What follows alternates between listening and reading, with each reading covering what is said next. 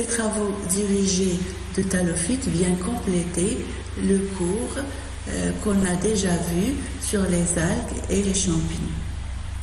Nous allons donc faire 2 TD, un sur une espèce d'algue Fucus vesiculosus et un autre sur une espèce de champignon Albigo candida. Alors pour cette séance, on va étudier Ficus vesiculosus. On va procéder avec une méthodologie très simple. Ça veut dire, nous avons un texte, on va le lire tout doucement. Et ce texte est accompagné d'une figure qui donc présente le cycle biologique ou le cycle de développement de cette espèce. Alors on va lire donc tout doucement et paragraphe par paragraphe. En même temps, on observe le cycle. Et en lisant, on doit souligner les mots importants ou les termes importants qu'on a déjà vus dans le cours. Alors on commence. Ficus vesiculosus est une algue brune marine qui présente un tal sous forme de cladon. Alors il faut souligner le cladon. Le tal est parcouru dans sa partie médiane par une nervure saillante. Il est fixé au substrat par un petit disque aplati. Le tal porte des vésicules renflées et gonflées d'air qui aident à la flottaison de l'algue. Alors, regardez donc, la figure. Vous voyez le tal. Alors, le tal, c'est le gamétophyte femelle ou le gamétophyte mâle. Il présente donc une forme avec un axe primaire et des axes secondaires. L'axe primaire a une croissance continue et les ramifications ont une croissance limitée. C'est un cladon. Donc le tal est un cladon. Vous avez déjà vu dans le cours chez les algues 3 types de tal. L'archétal, le nématotal et le cladon. Le cladon, c'est la structure la plus complexe des différents tals. Alors vous voyez donc au niveau des ramifications, vous avez donc des vésicules renflées et gonflées d'air. Donc ce que vous voyez ici, au niveau des ramifications, des points noirs. Alors on continue. Les tals sont renflés à leur extrémité en un réceptacle sur lequel sont différenciés les conceptacles. Cavités qui s'ouvrent à l'extérieur par un ostiole et renferment les organes de la reproduction sexuelle. Alors ces extrémités qui sont donc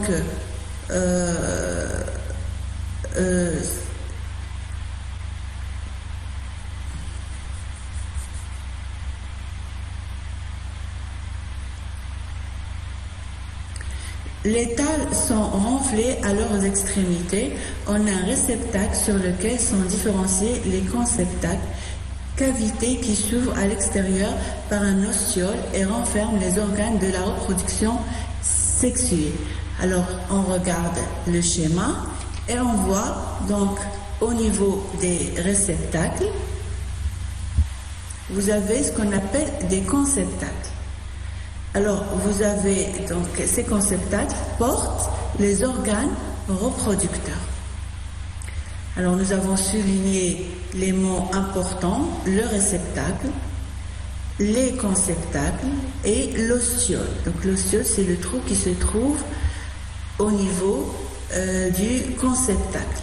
Alors regardez sur le schéma, un conceptacle femelle et un conceptacle mâle.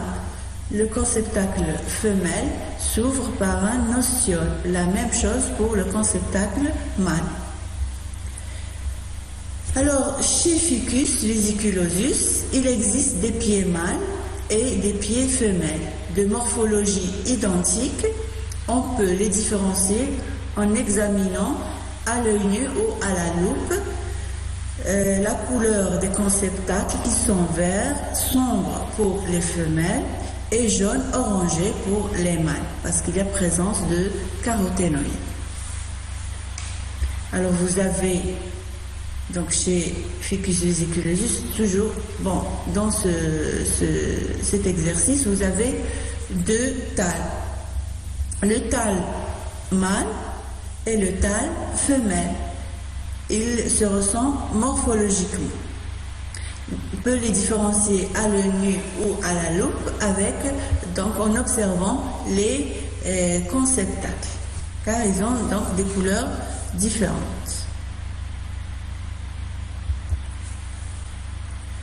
Dans les conceptacles mâles, les spermatocystes sont formés latéralement sur des touffes de poils ramifiés. La cellule mère du spermatocyste contient un seul noyau diploïde qui subit la méiose puis 4 mitoses supplémentaires. Il se forme des gamètes mâles de petite taille portant 2 flagelles, l'un lisse et l'autre pelé. Alors au niveau donc du conceptacle mâle, donc au niveau du schéma, vous voyez des poils. Et ces poils portent latéralement les spermatocystes ou les gamétocystes mâles.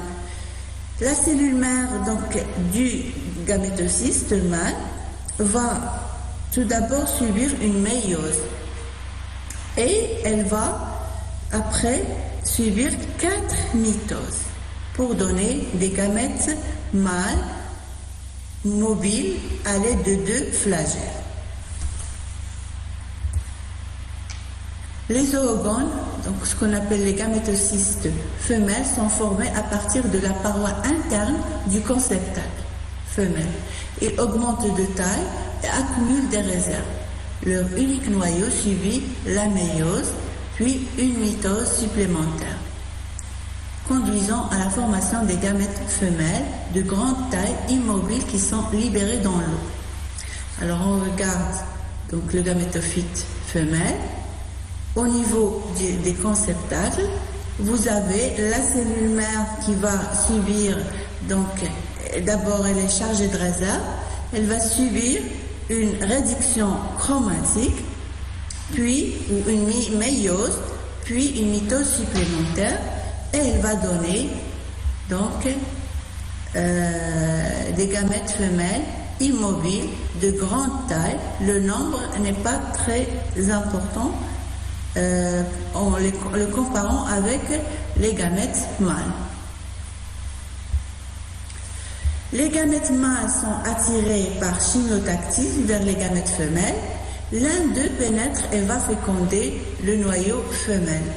Le zygote sphérique tombe au fond de l'eau et germe en donnant un nouveau gamétophyte. Alors regardez, donc vous avez les gamètes mâles qui sont mobiles et nombreux, on peut les appeler aussi zoogamètes. Le gamète femelle, peu nombreux, ils sont immobiles et de grande taille, chargés de réserve. La fécondation se fait entre un gamète mâle et un gamète femelle, et vous avez la formation donc d'un zygote, fusion des 2 noyaux, mâle et femelle, la fécondation d'un zygote, germination et formation d'un nouveau gamétophyte, soit un gamétophyte mâle, soit un gamétophyte femelle. Vous avez donc ici l'ensemble des questions, 6 questions concernant ce cycle de développement. On va répondre aux questions donc une par une. La première question, quel est le type de ramification? Justifiez votre réponse.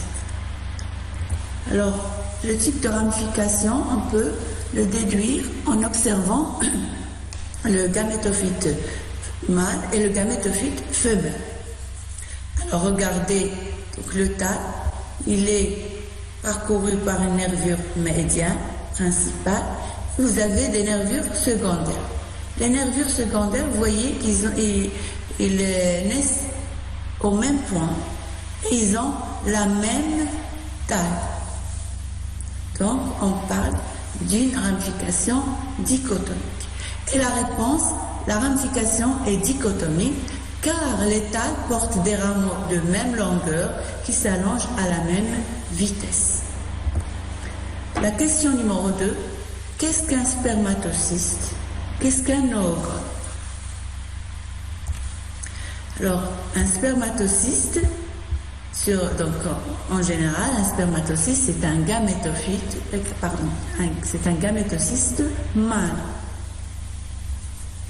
C'est un sac qui contient des gamètes mâles.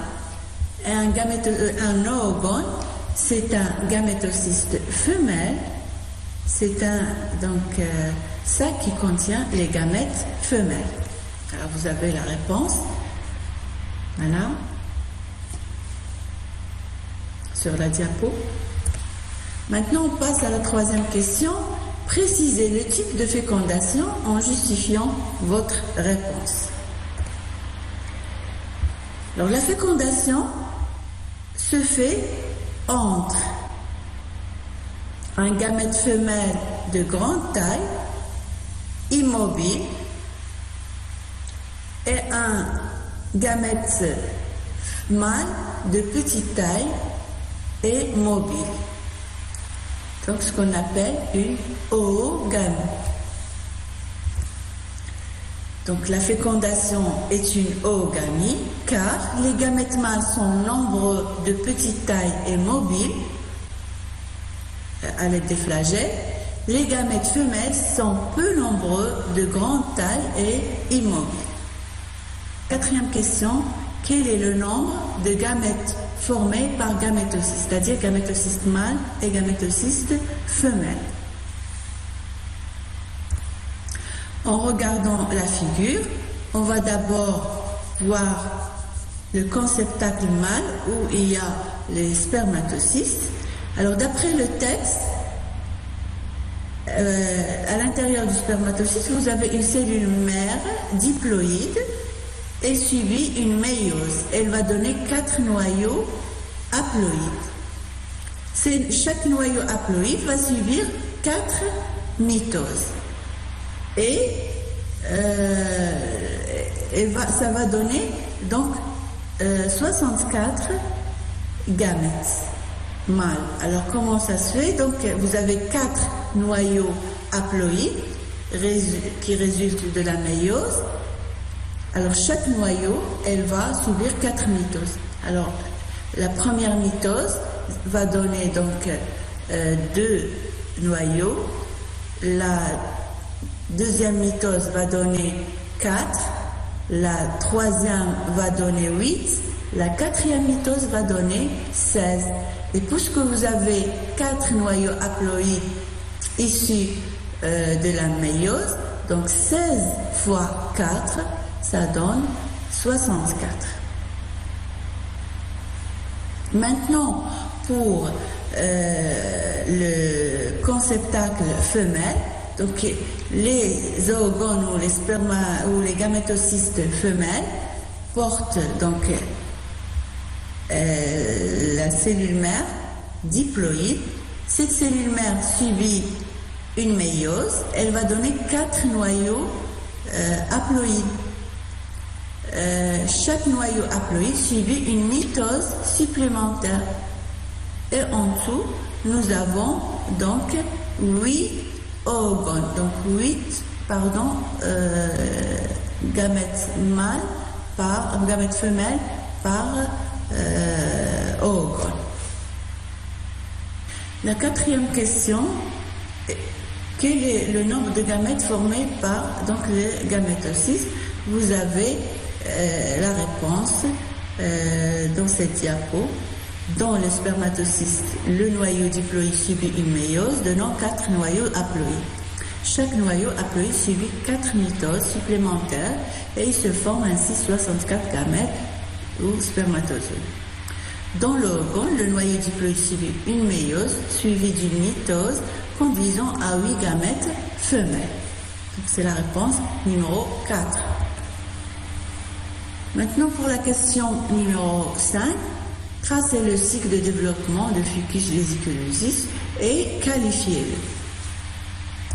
On va d'abord donc tracer le cycle et pour le tracer, il faut donc bien observer la figure avec les schémas qui présentent le cycle de développement de Fucus vesiculosus. Alors vous avez les deux thalles, mâle et femelle. Donc chaque thalle porte les organes reproducteurs. Donc pour le gamétophyte mâle, vous avez donc les organes reproducteurs mâles. Pour le gamétophyte femelle, vous avez les organes reproducteurs femelles. Et ils vont plus tard donc donner des gamètes mâles et femelles qui vont fusionner et vont donner un zygote. Ce zygote va germer pour donner soit un thalle mâle, soit un thalle femelle. Alors comment tracer le cycle? Un cycle ne doit jamais contenir des schémas. C'est uniquement donc des flèches et des carrés.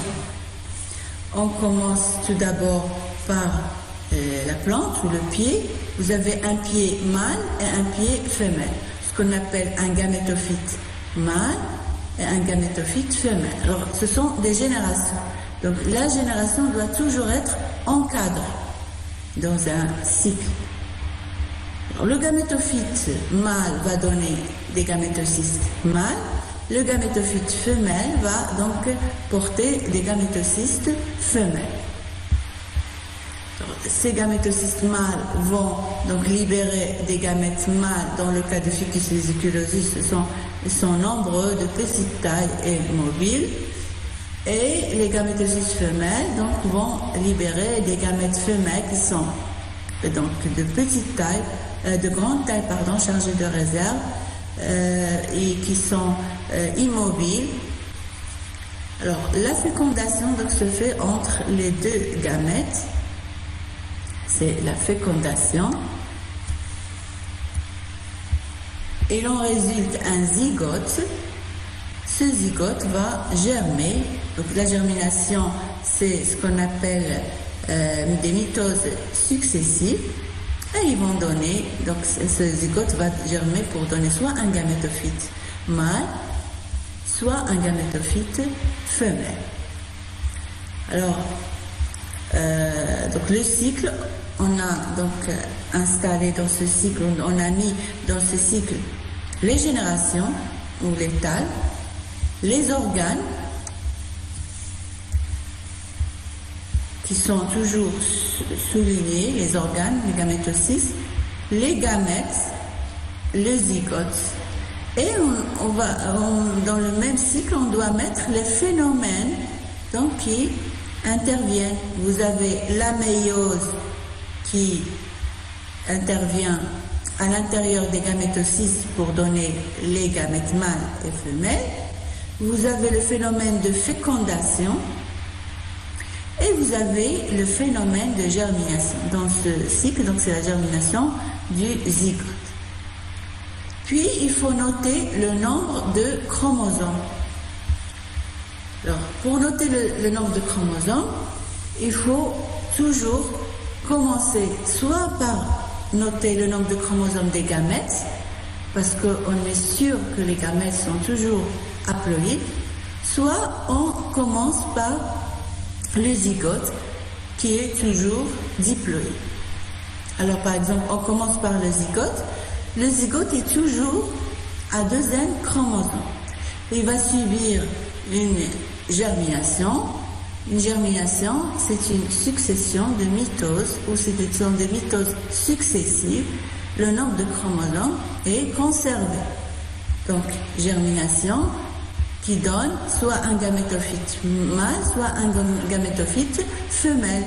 Et ces gamétophytes sont diploïdes, sont à 2 N chromosomes, sont issus de la germination du zygote qui est diploïde. Ces gamétophytes, mâles et femelles, portent des gamétocystes. Alors la cellule mère des gamétocystes est diploïde. Donc les gamétocystes mâles et femelles sont à 2 N chromosomes. À l'intérieur de ces gamétocystes, vous avez le phénomène de réduction chromatique ou de méiose qui donne des gamètes à un chromosome. Et bien sûr, on tombe, vous voyez, sur des gamètes haploïdes. Alors on a tracé le cycle. Maintenant, on va le qualifier.